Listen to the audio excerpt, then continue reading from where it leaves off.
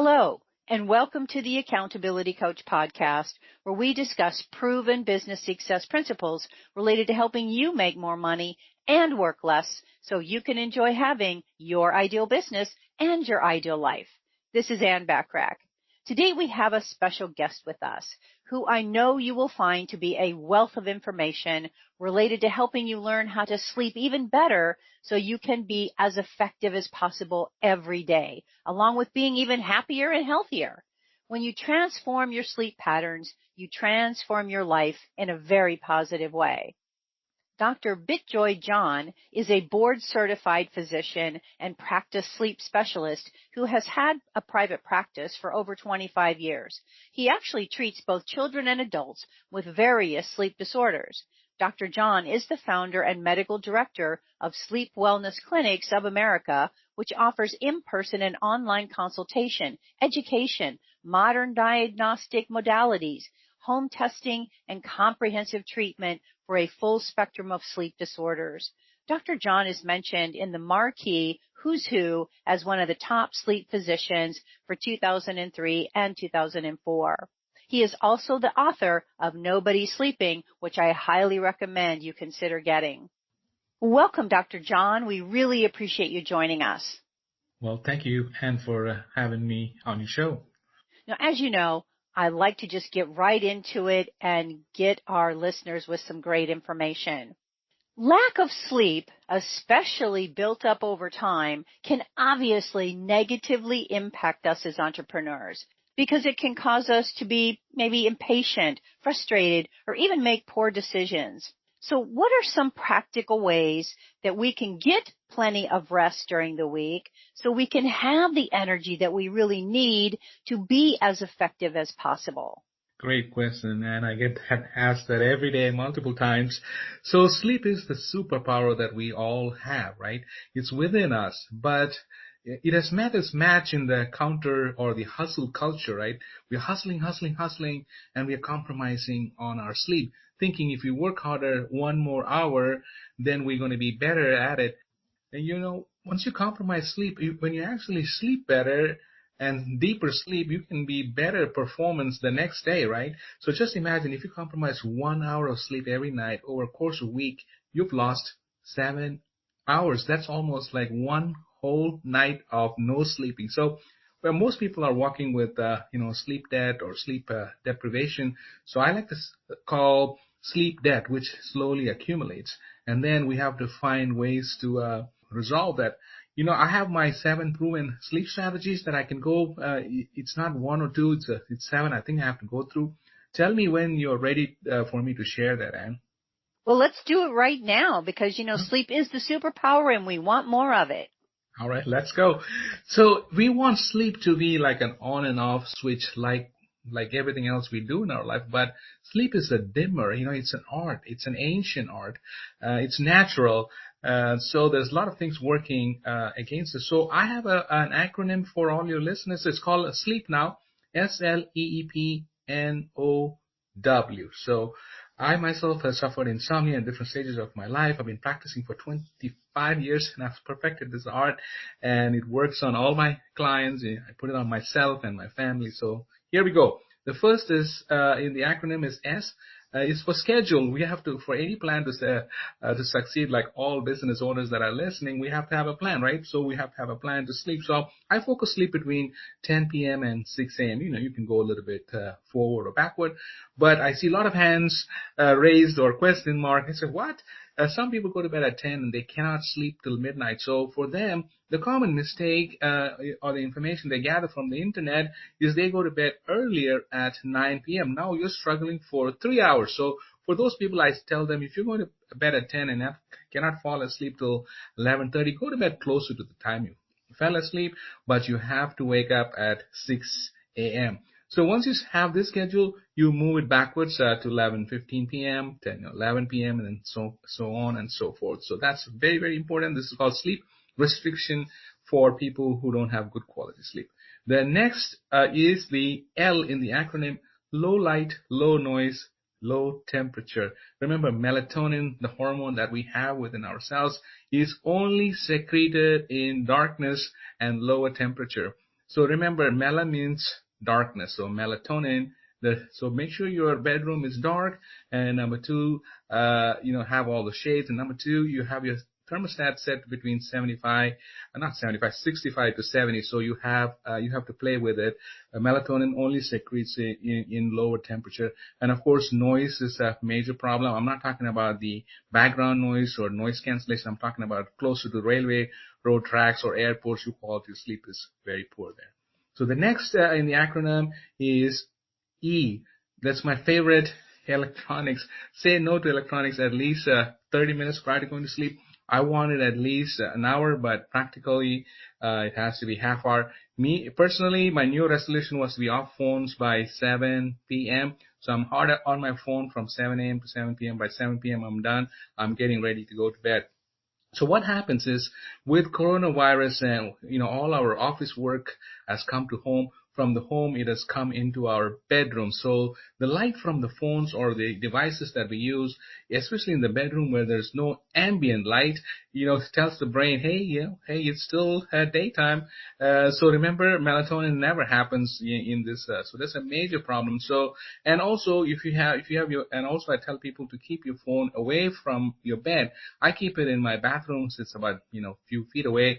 I set an alarm. So literally I have to, walk over there. I do not hit a snooze button. I have an alarm set on my phone that's away.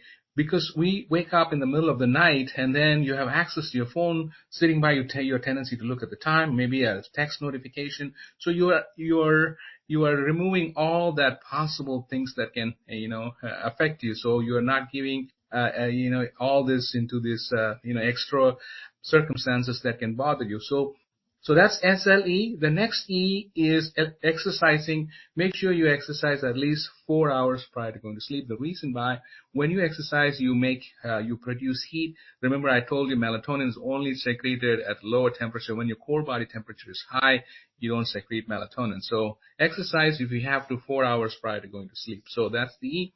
Then the next one is called the P.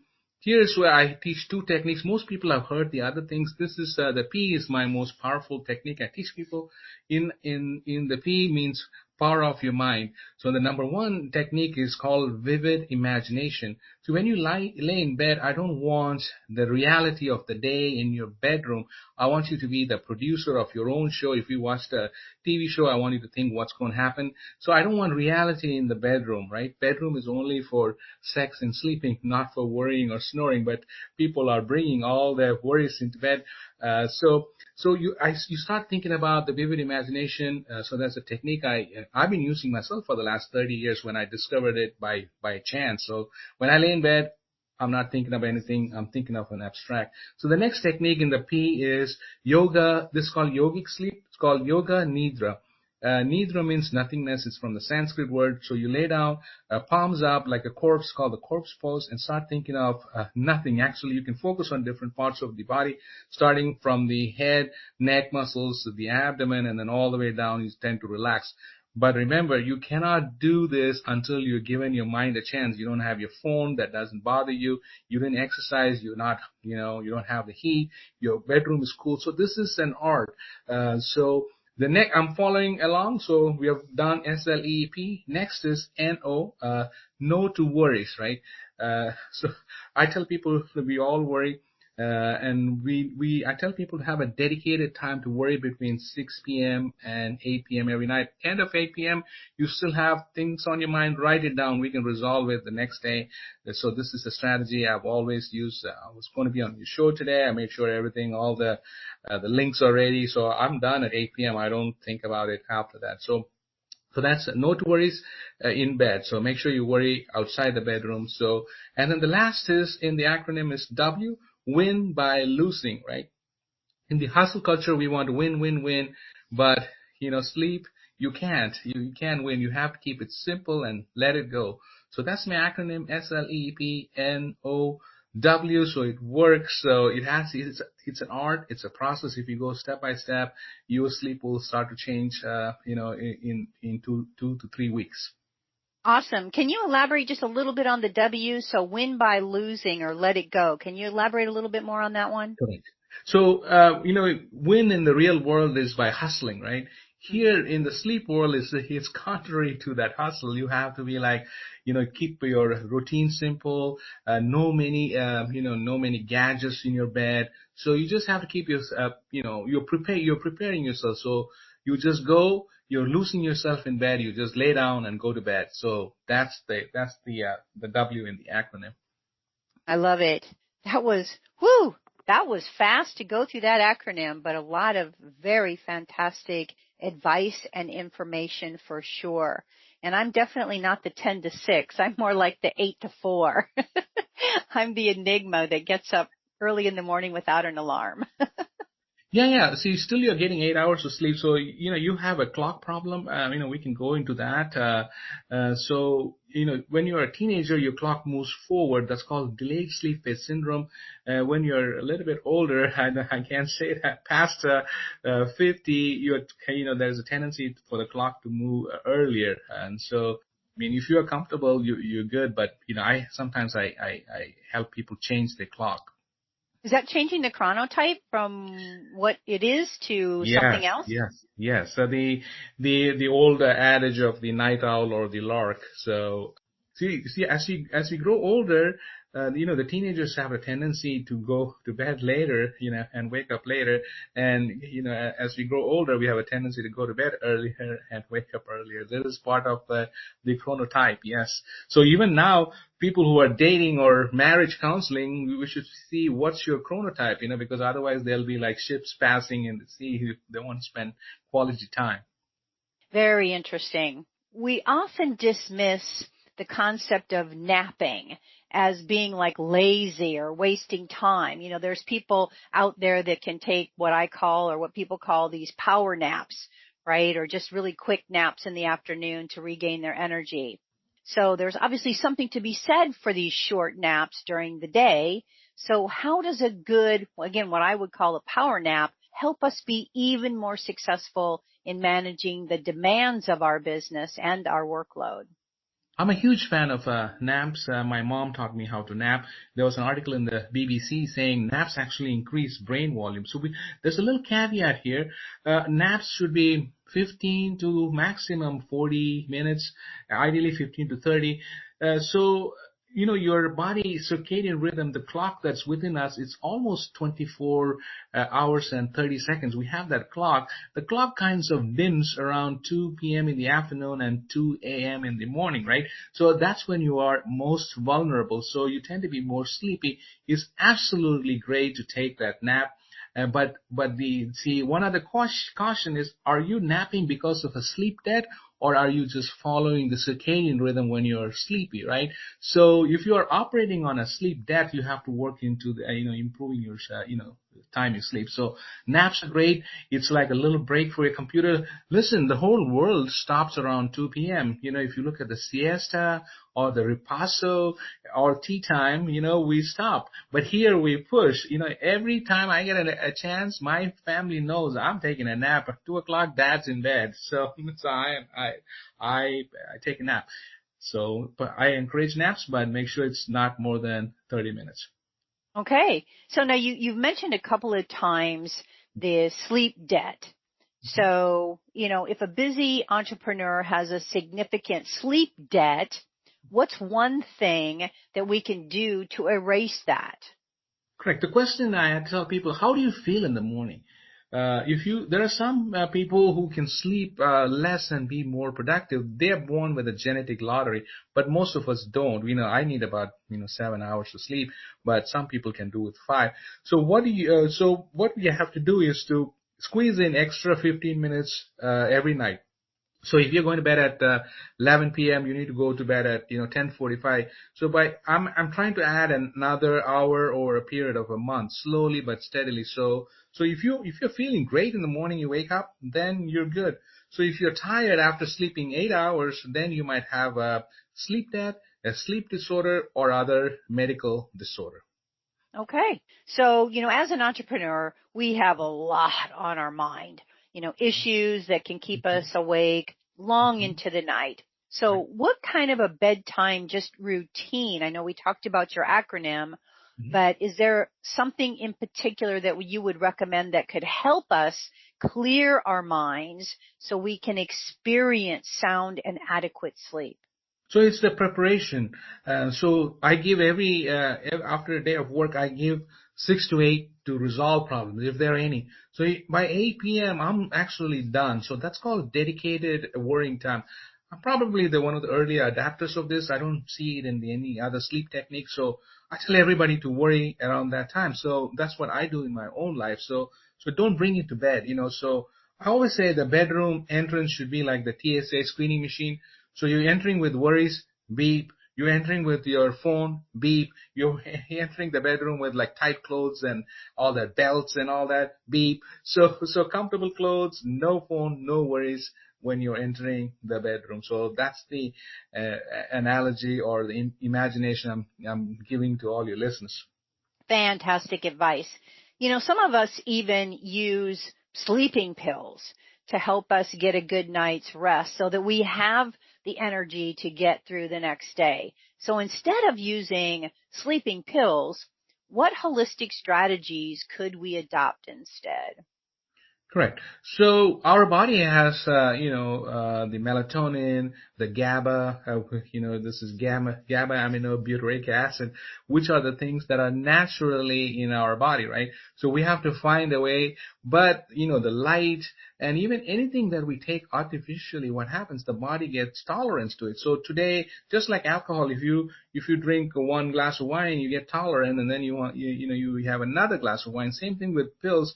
Pills, with time, your body gets used to it, and then you need a higher dosage. So do I prescribe sleeping pills? Yes, only for a short period of time, and then I try to wean, my clients or my patients away from that, giving you a chance to rebuild. So some of those things that can help is I'm a fan of magnesium, especially if your magnesium is lower, and also vitamin D. Those are the things that can help for our body to make our own chemicals to go to sleep. So if you are deficient in the things, that is helpful. But there's a subset of patients who cannot do anything, and then for them I have to use a hypnotic because lack of sleep is actually worse. Uh, by taking it than the side effects of the pills. But also make sure make sure people don't have underlying stress or depression that can affect your quality of sleep. This has stress and anxiety and depression have a bi-directional relationship. Then I also look for medical disorders like heart failure or breathing problem or diabetes. Even when you have diabetes, you are waking up multiple times to use the restroom. When you have heart problems, you're short of breath, or if you have chronic pain that's affecting your sleep, or if you have sleep disorders like sleep apnea, restless legs, limb movement disorder, or REM behavior disorder. So I have to go into all that before I even consider giving anybody a pill. Yeah, I think that's really super important. I think so many times people rely on sleeping pills instead of something holistic that can really be better overall for our health.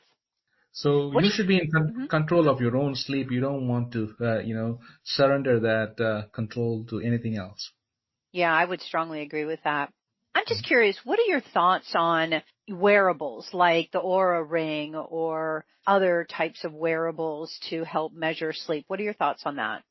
One of the major calls to my office is people calling and saying, Dr. John, I've been wearing these devices, the wearables, and I don't have much REM sleep.